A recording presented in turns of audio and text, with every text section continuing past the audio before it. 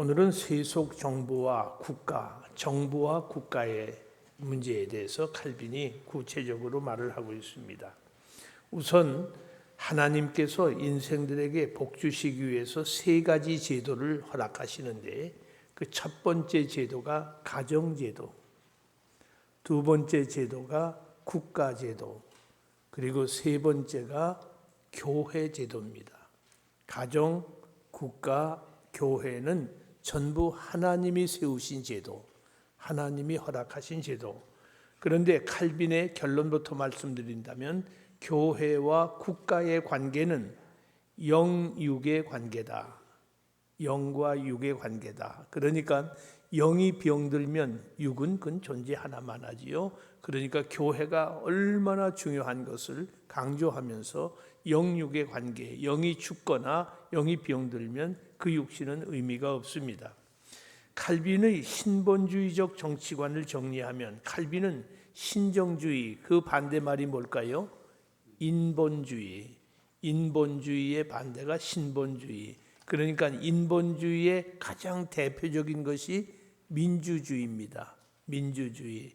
그리고 인본주의의 더 극단한 것이 오늘날 소위 독재주의, 전제주의 이런 것들이, 공산주의, 이 모든 것들이 인본주의의 가장 극렬한 그런 모습. 그러니까 이 세상 정치하는 정부의 형태는 전부 인본주의적이에요. 본래는 신본주의를 칼빈이 주장했고 이것이 성경적인 정치 제도입니다. 신본주의 정치관을 정리하면 첫째, 하나님이 홀로 어떤 피조물도 아닌 하나님만이 그것들을 창조했고 모든 것을 하나님이 창조했고 전능하신 능력으로 유지하시고 그의 법으로 다스리시기 때문에, 이 말을 다른 말로 바꾸어 말하면 하나님의 섭리지요. 하나님이 창조 능력으로 유지하고 보존하시고 다스리신다 하는 게 섭리 아닙니까? 그러니까 하나님께서 모든 피조물로가 아니라 하나님의 섭리로 나라들의 운명을 결정하는 통치권을 갖고 계신다. 이것이 신정주의의, 아주 신본주의의 가장 중요한 첫 번째 전제입니다. 하나님이 나라의 흥망성쇠를 다스리신다. 나라가 세워지고 망하는 것 전부가 하나님 손에 있어요. 둘째로, 정치적 영역에서 죄는 하나님의 직접적인 통치를 깨뜨렸다. 하나님이 이스라엘을 왕을 세우지 못하게 하셨지요. 왜? 내가 너희의 왕인데 무슨 왕이 필요하니? 그러지 않았습니까? 하나님의 정치적 영역에서 직접 통치를 깨뜨린 것이 결국은 죄입니다. 하나님을 의심하고 하나님 아닌 왕을 세워달라고 한 것이 이스라엘이었어요. 그 결과 통치 목적을 위해서 이 사람들 속에 권위가 행사되게 하였다. 통치 목적을 위해서 정치하는 사람들에게 권위를 행사케 했어요. 그런데 이 권위가 셋째로 어떤 형태이든 하나님의 위엄으로부터 내려오는 권위에 의한 것 외에 어떤 방식으로든지 그 동료 인간 위에 군림하는 권력을 가지지 못한다. 모든 권세는 위로부터 온다고 그랬지요. 모든 권세. 그래서 칼빈의 글을 또 읽어보면 거미가 처마 밑에 거미줄을 쳐놓는데, 그리고 날아가는 곤충을 잡아먹잖아요. 그 권세, 그 힘조차도 하나님이 주신 힘이란 말이에요. 우리가 갖고 있는 모든 종류의 힘, 그 모든 힘은 위로부터 와요. 그러니까 모든 권세는 위로부터 오는 권세다. 그런데 그 권세로 동료 인간 위에 군림하는 권력은 가지면 안 된다. 군림하면 안 된다. 하나님이 주신 권력 가지고 다른 사람을 억누르거나 못살게 굴거나 억울하게 하면 안 된다. 칼빈은 국가의 절대 권한에 반대하고 국가는 절대 권한을 가질 수가 없습니다. 어떤 권리도 기존의 법들 위에 있거나 초월하지 못한다는 끔찍한 개념에 반대하며, 독재 정권이 그러지요. 기존의 법들 위에 있거나 초월하지 못한다는 끔찍한 개념에 반대하며 어떤 입헌적 권리들도 인정하지 않는 전제 정치의 교만에 반대하여 항의한다고 한다. 대중의 힘, 이 대중의 힘이 소위 데모크라시라는 영어로 민주주의라는 말이 돼요. 데모크라시, 이 말을 제가 여러 차례 설명을 했습니다. 데모스라는 헬라어 단어는 people, 백성, 민중, 이것이 데모스예요. 크라시라는 말은 크라토스라는 헬라어 단어에서 나왔는데, 크라토스는 파워, 힘을 말합니다. 그러니까 데모스, 크라토스, 백성이 힘이다. 백성이 힘이다. 그러니까 투표를 해서 51%를 누가 점하느냐에 따라서 그것을 민주주의라고 해서 그 사람이 권력을 갖게 되는 거지요.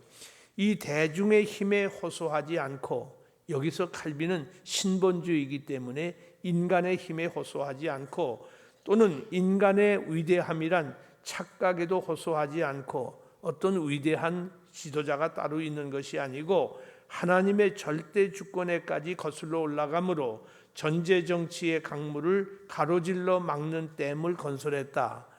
인간 중심의 모든 정치 제도를 막아버린 것입니다. 그리고 하나님의 절대 주권을 주장하고 있습니다.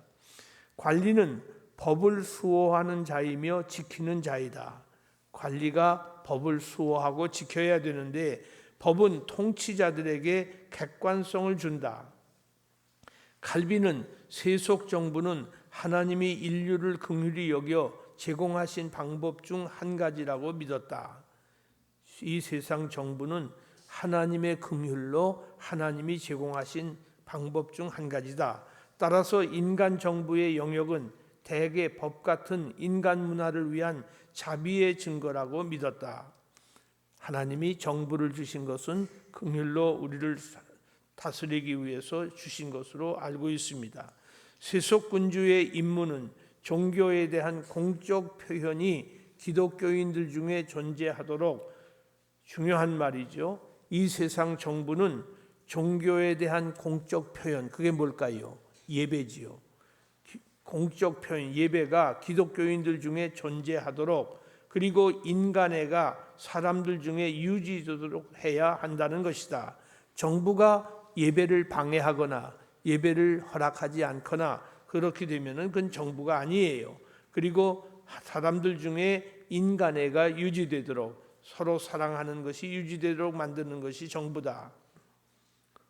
그런데 요즘 정부는 어떻게 합니까? 요즘 정부는 솔직히 윤리를 찾으면 안 돼요. 윤리를 정부에다가 윤리의 잣대를 가지고 뭐 부패 척결 뭐 그러는데, 정부 자체는 본래가 윤리적인 존재가 못 돼요. 중간 존재입니다.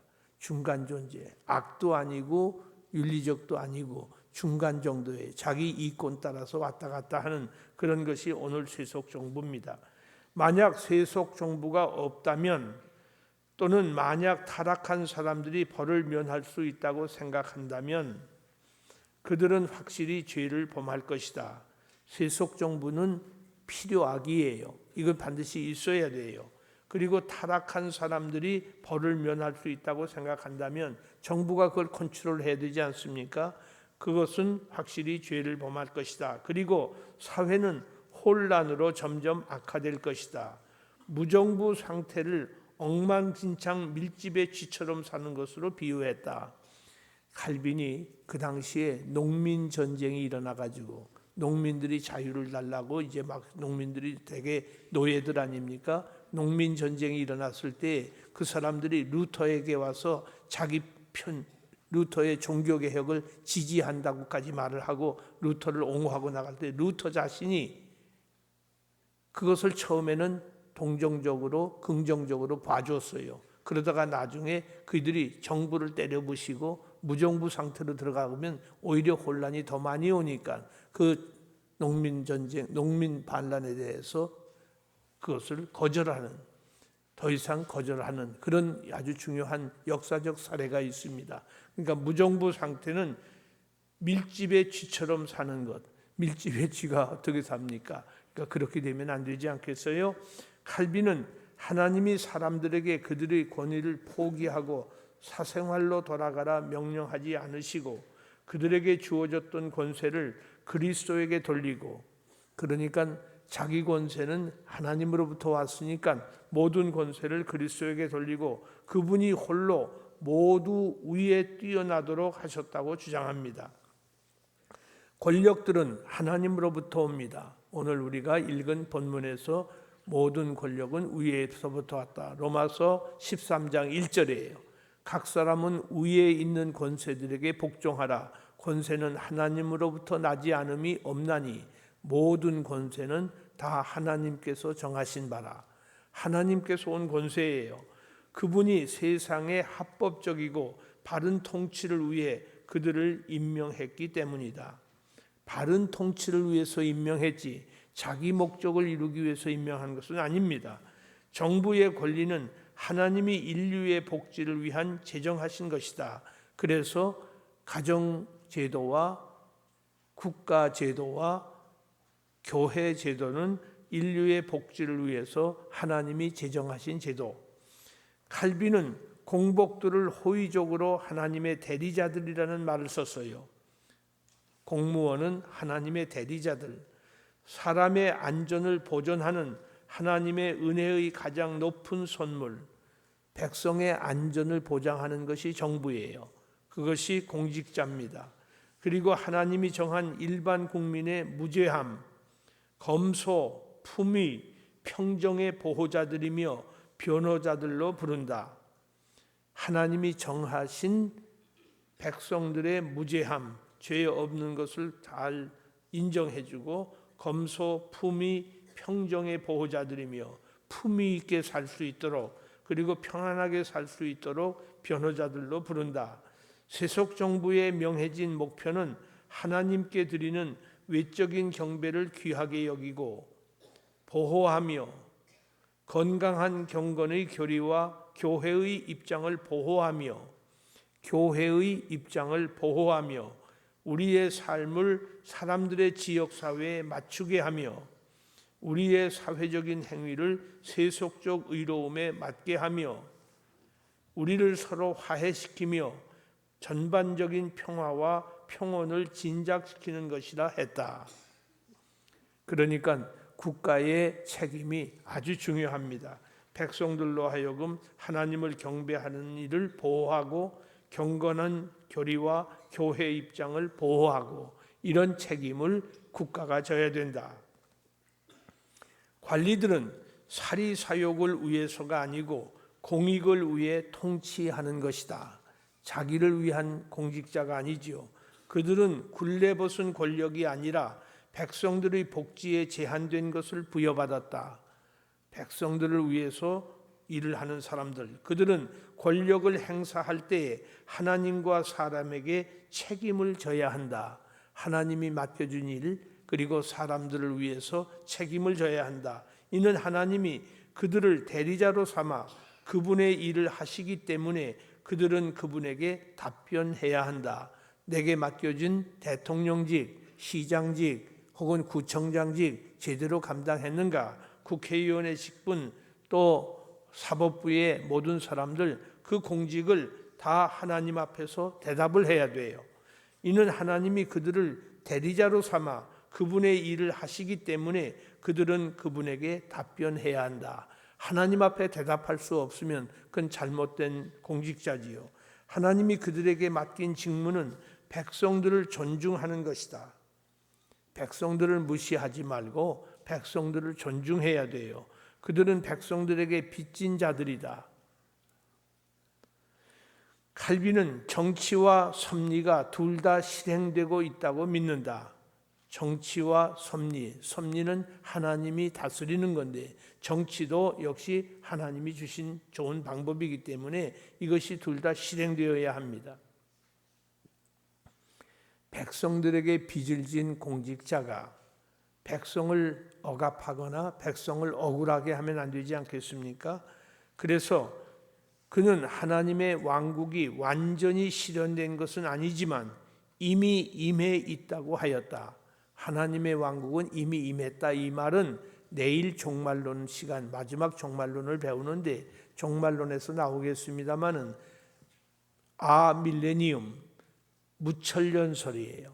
그러니까 전천년설, 후천년설이 있는데 무천년설은 천년왕국이 연대기적으로 천년이 있다는 말이 아니고 예수님이 초림하셔서 왕권을 가지고 왕이신 예수님이 세상에 오신 그때부터 이미 왕국은 시작이 됐다고 말해요.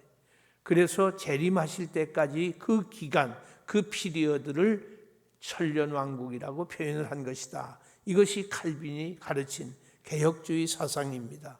그러니까 전천년설이 아니에요. 중요한 것은 이미 천년왕국이 임한 거예요. 그래서 여기 잘 보세요. 중요한 말이에요. 하나님의 왕국이 완전히 실현된 것은 아니지만 완전 실현은 예수님 재림 때 시작되죠. 완전히 실현된 것은 아니지만 이미 임해 있다고 하였다. 그러나 칼빈은 신정주의자로 낙인 찍지 않도록 그러니까 자기가 신정주의자로 신본주의자지 신정주의자는 아니잖아요. 예수가 그의 종들이 세상 나라의 강화를 추구하지 않았다고 말한 복음 구절에 대한 그의 주의들을 다시 볼 수 있다. 예수님이 자기 종들에게 뭐라고 말씀을 하셨죠? 내 나라는 이 세상이 아니다. 그렇게 분명히 말씀했잖아요. 그러니까 세상 나라의 강화를 추구하려고 그걸 추구하라고 종들에게 말하지 않았어요. 만일에 이 세상 나라가 예수님의 나라로 되어 있다면 예수님께서 종들에게 이 나라를 잘 받들어라 아마 그런 말씀을 했어야 되지 않겠습니까? 그 나라의 강화를 세상 나라 강화를 추구하지 않았다고 말한 복음 구절에 대한 그의 주화들 특별히 요한복음 18장 36절 말씀을 다시 볼 수 있습니다. 세속 관리는 단독으로 행동하는 것이 아니라 죄송합니다. 글자가 틀렸네요. 단독으로 행동하는 것이 아니라 범법자들을 처벌하기 위한 칼을 가지고 하나님의 바로 그 심판들을 수행한다. 그러니까 죄 지은 범법자들을 다스리는 그 일을 위해서 칼을 우리 지도자들에게 주신 것입니다. 칼빈은 전쟁을 치를 권리의 한 예로서 그 땅에서 사악한 자들의 멸망을 용인한 다윗 왕을 인용했습니다. 어떤 분은 하나님이 사랑이신데 원수까지 사랑하라고 그랬는데 어떻게 전쟁을 합니까? 이거 보세요. 우리 지금 연평도 사건이 일어났잖아요. 이것은 전쟁이에요. 아무 전쟁도 선전포고를 하고 하는 법인데 그냥 와서 포를 쐈으니 그래서 많은 인명피해를 내고 재산 피해를 내고 국민들을 불안에 떨게 한 이 무시무시한 전쟁 도발을 했다고요. 거기에 대해서 왜 반격을 했느냐 안 했느냐 하지 마라. 어제 국회에서 북한에 대해서 성명서를 발표하면서도 거기에 그걸 또 반대하는 사람들이 몇이 있지 않았습니까? 그런데 칼빈의 국가관에 의하면 그렇지 않아요. 전쟁을 해야 되는 것으로 되어 있어요. 그래서 무기를 잡지 않겠다고 말하는 그런 사람들도 있는데 그거는 양심의 법이라고 하는데 양심법은 그렇지 않아요. 하나님께서 전쟁을 주관하시고 허락하시는 거예요. 악에 대해서 전쟁을 요구하셨고 그래서 기드온 300명을 뽑을 때에도 아주 지혜롭고 민첩한 사람을 군인으로 택했고 이스라엘 백성을 계수할 때에도 전쟁에 나갈 만한 20세 이상의 사람을 머리를 세워라 그렇게 말씀을 하신 이유가 전쟁을 치를 권리가 우리에게 있음을 말씀하고 있는 것입니다.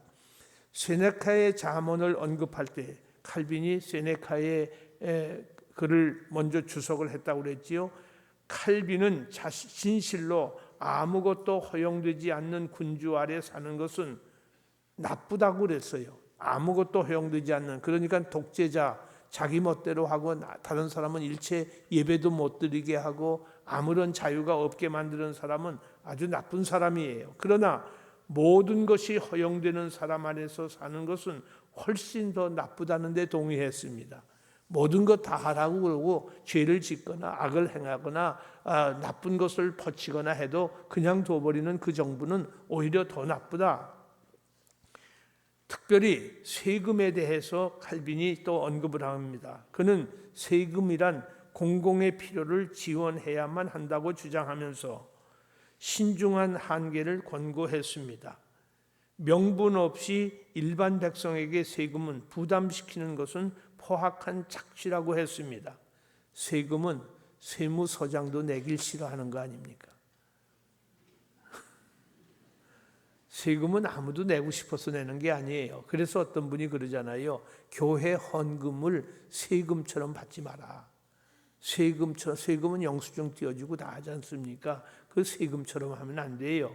그래서 우리가 세금과 헌금은 자원에서 내는 거예요. 자원에서 내는 것. 미국에서 목사도 세금을 냅니다. 목사는 월급을 받지 않는다고 그랬어요. 그러나 자원해서 내가 국가의 국민으로서 세금을 내겠습니다. 우리나라도 마찬가지예요. 우리나라 목사님들 세금 안 내도 돼요. 그런데 우리 교회는 내고 있어요. 왜? 우리는 국민 아닙니까? 그래서 우리 교회는 제가 부목사님 처음에 오시면 꼭 묻습니다. 세금 내실 겁니까? 어떻게 그만 안 내셔도 될 텐데 어떻게 할까요? 그러면 많은 목사님들이 다 내겠습니다. 다 그래요. 우리는 내는 것으로 하고 있어요. 그러나 대부분의 한국 교회는 내질 않고 있어요. 중도 안 냅니다. 그러면 그들이 세금도 안 내고 국가에 대해서 무슨 말을 해요? 그리고서 무슨 반정부 운동이나 하고 이런 분들이 태반이란 말이에요. 그건 말이 안 돼요. 그렇기 때문에 세금은 자원에서 내는 것은 아니지만 그럼에도 불구하고 공공의 필요를 지원해야만 하기 때문에 여기서 우리들이 이와 같이 일반 백성에게 세금을 명분 없이 하지 말고 그것은 포악한 착취이기 때문에 그러나 순종은 기독교의 의무다. 기독교인의 의무다. 그러나 왕들은 하나님을 불쾌하게 하시지 않으려면 낭비와 값비싼 사치품을 탐닉하지 않아야 한다. 낭비하면 안 되잖아요. 그리고 값비싼 사치품을 탐닉하는 일, 특별히 정권을 가진 사람들 조심해야 됩니다. 기독교인들이 공공법정을 이용할 수 있음을 확실히 인정했다. 여러분 억울하면 재판소에 가서 고발할 수 있어요. 그러나 교회 이름으로는 하지 마십시오. 지금 우리나라 한국 법정에 교회 이름으로 고발을 두는 게 너무 많아가지고 판사들이 아주 골치를 앓는다고 그래요. 교회 잘못 판정을 하면 교인들이 때를 들어가지고 와서 마구 항의하고 그러기 때문에 아주 무섭다고 그래요. 교회 이름으로는 재판을 하지 마세요. 왜? 교회는 하나님의 주권 속에 있는 하나님의 교회인데 어떻게 세상 법정에 가서 그런 일을 합니까? 그러나 기독교인 개인으로서는 공공법정을 이용할 수 있음을 인정했습니다. 법적 소송 절차를 밟는 것은 그 자체로 악한 것은 아니에요. 여러분들이 억울하거나 괴로우면 법원에 갈 수가 있습니다. 고소할 권리를 말한 것은 평화주의를 칼빈이 거부한 논리적 결과입니다. 왜 싸우냐고, 평화롭게 살자고. 이 평화주의, 이것이 결코 옳은 것이 아니다. 평화주의가 반드시 옳은 것이 아니다. 재산을 지키는 개인의 권리를 위해 고소할 수 있으나 재산을 보호하기 위해서, 생명을 보호하기 위해서 고발할 수 있으나 욕심, 보복, 그리고 과도하게 소송에 의지하는 것을 경고했다. 어떤 사람 20가지, 30가지 재판 걸고 다니는 사람 있잖아요. 그건 안 좋단 말이죠. 칼빈은 신자들에게 기도를 통하여 하나님이 통치자들의 마음을 바꾸도록 촉구했다. 사람의 마음을 조성하신 이가 누굽니까? 하나님 아닙니까? 그러니까 악한 정권이 들어있을 때에 우리는 하나님 앞에 기도해야 돼요. 그의 마음을 변화시켜 달라고 기도해야 됩니다. 혁명에 관하여, 그러면 혁명은 할까 말까? 혁명에 관하여 그는 중간 군주들을 통한 평화롭고 유익한 혁명을 지지했다. 중간 군주들이 누굴까요? 가령 도지사, 시장 혹은 구청장까지 들어갈지 그런 중간 지도자들을 통해서 평화롭고 유익한 혁명을 그렇게 단행할 것을 지지했습니다. 사람들에게 불경건한 행위들을 강요하는 관리에게 저항할 자유와 의무가 있다는 것입니다. 불경건한 행위가 뭘까요? 가령 이웃 나라에게 마약을 제조해서 팔아라, 뭐 이런 그 잘못된 명령을 하거나 혹은 이 세상에서 너희는 뭐 어떻게 살아라 하면서 그 잘못된 불경건한 것을 요구할 때에는 저항할 자유와 의무가 있다. 그러니까 데모가 반드시 나쁜 것은 아니에요. 그것이 정당한 이유라면 데모를 할 수가 있어요. 저도 시청 앞에서 한번 그런 일을 한 적이 있어요. 제가 얼마 전에 여러분 잘 아시는 대로 시청에 가서 우리가 북한 문제를 가지고 기도하고 거기서 우리가 소리 지르고 하지 않았습니까? 그런 자유는 의무예요. 악에 대한 저항은 의무로 우리에게 주어진 것입니다. 통치자들에게 순종하는 것 때문에 결코 하나님에 대한 순종을 단념해서는 안 된다. 어느 것이 우선입니까? 하나님께 순종이 우선이기 때문에 통치자들에게 순종을 하되 하나님께 순종하는 것을 포기해서는 안 된다. 칼빈의 저항 이론은 히브리 산파의 반역에 대한 그의 주회에서 나타난다. 히브리 산파들이 남자면 뒤집어 엎으라고 그랬지요. 죽이라고 그랬는데 그걸 안 했단 말이에요. 그건 하나의 저항이었습니다. 그것이 칼빈이 말하는 저항 이론이에요. 불의에 대해서는 저항을 하라는 것입니다. 바로의 살인 명령에 대한 어떤 순종도 하나님을 무시하는 일이고 왕들을 만족시키려는 시도는 사악하다고 보았기 때문이다. 가이사의 것은 가이사에게, 오늘 우리가 읽은 마태복음에 있는 본문이에요. 하나님의 것은 하나님에게란 예수님의 가르침을 주의하면서 칼빈은 어떤 관리에게 순종하는 것 때문에 하나님 앞에서 양심을 우리 안에 자유롭게 갖지 못해서는 안 된다고 다음과 같은 결론을 내린다. 정치적인 질서를 깨트리는 사람은 하나님께 반역하는 것이다. 정치적인 질서를 깨트리면 안 돼요. 그래서 왕과 관리에게 순종하는 것은 항상 하나님께 경배하고 경외하는 것과 연관되어 있다. 우리는 관리자 혹은 지도자들에게 순종을 해야 됩니다. 그러나 여기 그러나가 무서운 말이에요. 그러나 만약 왕이 하나님의 권위 중 일부라도 자기 것으로 주장한다면, 독재한다면 그 말이죠.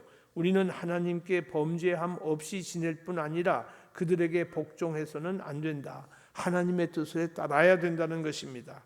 왕들이 권위를 갖기 위해서는 먼저 하나님을 경외해야 한다. 이것이 왕들에게 우선되어야 해요. 만약 어떤 사람이 하나님을 경외하지 않으면서 왕을 존경한다고 말을 한다면 이는 자연 이치를 완전히 뒤집는 것이기 때문에 그는 앞뒤가 뒤바뀐 행동을 하는 것이다. 그러니까 모든 왕은 하나님 앞에 무릎을 꿇어야지, 자기가 하나님인 채 하면 그것은 잘못된 것이다. 이 땅의 왕들이 하나님에게 대항하여 일어날 때에 그들의 모든 권력을 버리는 것이며, 이거 보세요.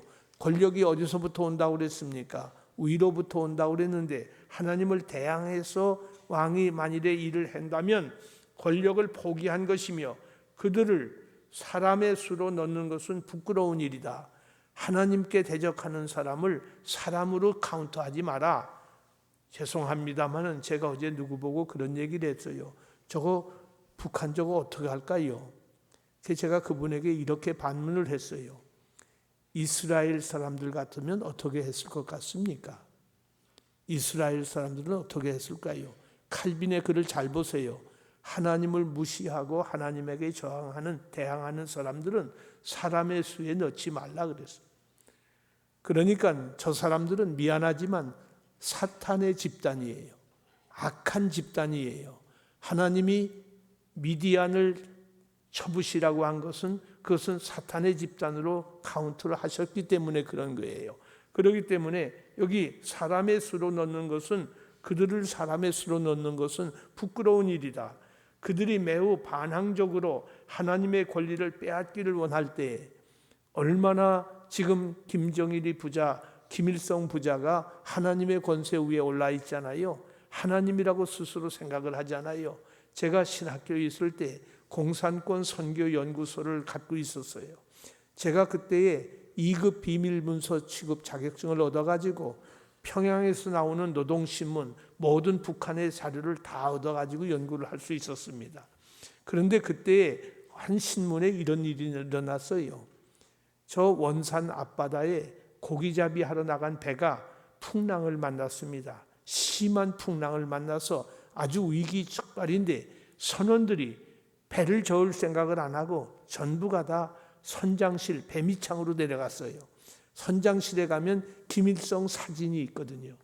그 사진 앞에서 수령님, 우리가 풍랑 만나 죽게 됐습니다. 제발 살려주십시오. 막 수령님께 빈 거예요. 그랬더니 풍랑이 잔잔해지더라. 어서 많이 들은 말 같지 않아요? 그러니까 하나님의 자리에 자기를 올려놓은 거예요. 백성들로 하여금 그렇게 만드는 것이 누굽니까?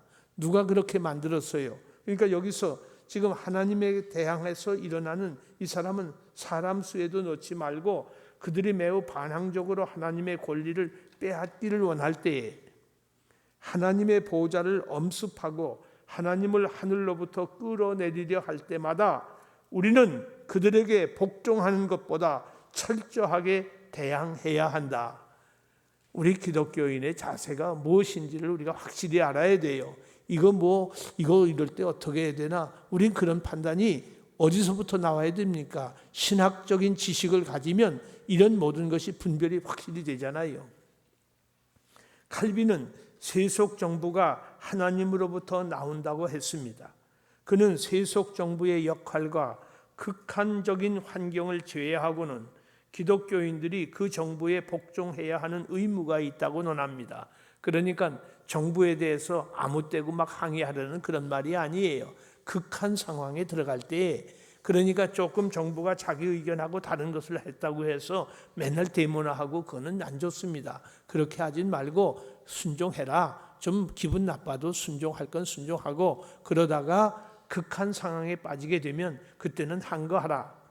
세속 정부는 인간의 죄성의 해악을 방지하기 위해서 주어진 것이므로 칼빈은 어떤 정부라도 전혀 정부가 없는 것보다는 낫다고 하였습니다. 무정부 상태는 최악의 경우예요. 어떤 정부가 아무리 변형되고 부패되었다 할지라도 무정부 상태보다는 훨씬 낫고 더 유익하다고 말을 하고 있습니다. 칼빈은 왕들과 관리들에게 복종해야 한다고 계속 주장하고 있어요. 왕들과 관리들에게 복종해야 한다.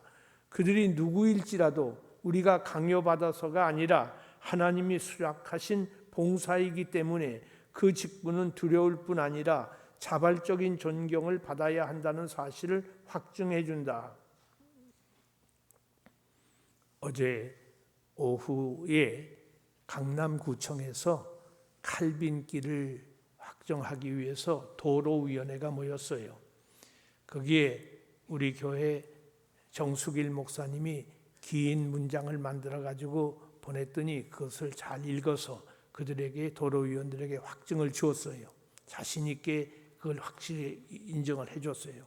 그 도로위원회에서 결정은 모든 걸 다 인정을 하지만 불교가 지금 종교 문제로 엄청나게 항의를 한다. 이게 종교가 이렇게 되면은 종교인의 이름이 들어가 버리면 또 어려움이 생길 테니까 내년 한 3월까지로 밀어놓고 오늘은 결정하지 말자, 이렇게 했대요. 제가 들을 때에는 이건 불합리한 거예요. 그럼에도 불구하고 순종할 수밖에 없어요. 그들이 판단한 것이 잘못된 것이면 틀림이 없지만 이건 종교 문제가 아니에요. 내일 칼빈에 대해서 결론적으로 말을 할 겁니다만은 칼빈은 단순한 종교 개혁자가 아닙니다. 엄청난 영향을 미친 사람인데 어떻게 그런 판단을 했나? 그걸 다 알려줬는데도 그렇게 말을 했어요. 그러나 우리가 일단 국가가, 정부가, 관리들이 결정한 것을 우리는 순종해야 돼요. 거기에 내년 3월에 미뤄서 다시 종교 간의 갈등이 조금 가라앉을 때 그때 가서 할 수도 있지 않습니까? 그래서 우리가 이런 부분이 아주 중요한 거예요. 관리들에게 종교와 국민의 품위를 보호할 것을 요구합니다. 이것은 그러나 품위를 요구해야죠. 우리가 당하고만 있을 수는 없잖아요. 그렇다고 해서 다른 사람들이 그렇게 싫어한다고 그러면 우리가 구태야 할 필요가 없어요. 여러분 저기 보세요. 우리의 저 위에 독도는 하나님이 주신 우리 땅이라고 저건 몇 년 전부터 붙어 있었던 거 아닙니까? 근데 얼마 전에 띄인 적이 있어요. 그거 비싼 겁니다. 보통 뭐 3만 원, 4만 원짜리 프랑카트가 아니에요. 몇백만 원짜리 프랑카트예요. 그걸 붙여놨는데 그 앞에 요 학원 바로 뒤에 사는 어떤 분이 햇빛이 가린다는 겁니다. 그게 왜 햇빛이 가려요? 그 햇빛하고는 전혀 상관이 없어요. 거기는 그리고 거기 그 그늘하고는 전혀 상관이 안 되는, 그런데 햇빛이 가리니까 저걸 띄워달라는 거예요. 그리고 구청에다가 한없이 전화를 하고 동해에다가 전화를 하고, 그러니까 동해에서 나와서 어떡합니까? 어떡합니까? 그래서 제가 띄라고 그랬어요. 그렇게 싫어하는 사람이 있는데 그땐 띄라고. 교회도 마찬가지예요. 민주주의를 하는 교회가, 여러분이 잘 아는 당회가 혹은 재직회가 어떤 일을 결정할 때 한 사람이 지나치게 반대하면, 10사람이 옳다고 생각하는데 한 사람이 지나치게 반대하면 그거 결정하면 안 돼요. 전 그렇게 생각합니다. 전 결정을 그래서 그럴 때는 미뤄둬요. 다음에 하자고. 그게 좋은 방법이에요. 그 한 사람이 시험 당하면 안 좋잖아요. 그러니까 지금 결정하는 것보다는 조금 미뤄서 하자. 그렇게 하고서 더 기도한 다음에 하면 통과가 되는 것이 대부분입니다. 그렇기 때문에 여기서 종교와 국민의 품위를 보호하는 것, 그것이 관리들이에요. 그 품위를 훼손시키면 안 되지요. 그는 하나님이 심판하실 것이니까 우리는 일단은 순종하는 거예요. 그것 때문에 가서 데모하고 억울하다고 뭐 항의하고 그럴 필요 없어요. 우리는 렐레번스가 확실합니다. 여론조사에서도 우리는 분명히 제시를 했고 모든 것을 제시를 다 했어요. 모든 것이 깨끗하지만 그럼에도 불구하고 그이들이 종교 간에 지금 봉헌사에서 뭐가 나왔고 뭐 자꾸 그러니까 자기들은 봉헌사길 없나요? 봉헌사 저 위에 저 강남구에 봉헌사길이 있잖아요. 원효록은 뭐예요? 원효대교는 뭐예요? 그이들은 무슨 종교예요? 그 종교인의 아주 대명사처럼 붙여놓고 우리는 요 조그만 길 하나도 못하게 하는 것, 그건 말도 안 되지요. 그리고 우리가 여기에서 종교와 국민의 품위를 보호한다고 그랬는데 대한민국 군인들 왜 있어요?